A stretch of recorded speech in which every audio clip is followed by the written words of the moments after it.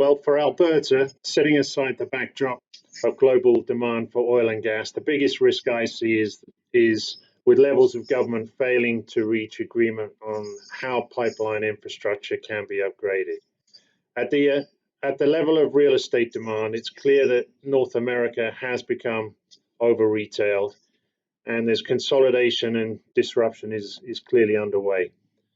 Many municipalities have been seeking active frontages on mixed use podiums, whereas secondary and tertiary CRU locations will continue to suffer.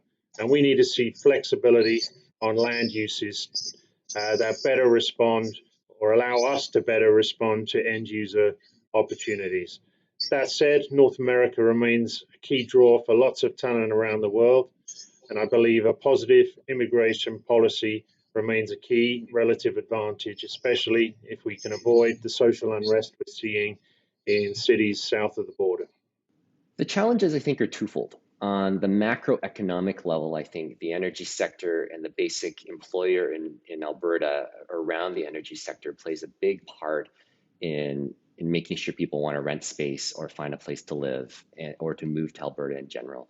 So I think the biggest risk that we see is this market taking a long time to come back, longer than the availability of credit and the availability of lower cost debt is in place. So I think the timing of which the economy recovers poses the biggest risk. The longer this takes, the harder it's going to be to recover. Well, I see one of the biggest risks in the next 15 months is, I would say, the prospect of a new lockdown and another lockdown. A lot of retailers and tenants right now are not really certain about the future and whether there will be one, and they don't know what size of space they would like. And so there is a bit of uncertainty around that. The number one, in my view, the number one significant risk and challenge to Alberta, it's not just Alberta, it's Canada. We have a government, a federal government, that is de-incentivizing international investment to our country. Nobody wants to invest in Canada anymore. Maybe some in Toronto, maybe some in Ontario, but that's it. And then on top of that, really nobody wants Alberta.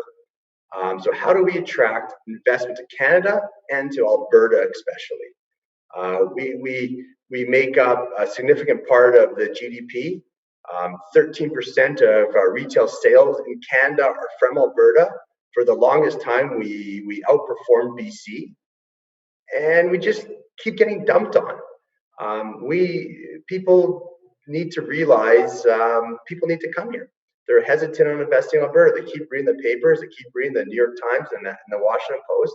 But you come here and there's action going on. There's vibrancy, but nobody wants to come here anymore. And we need to really do a better job. And I believe Jason Kenney's doing that, of attracting more investment to Alberta.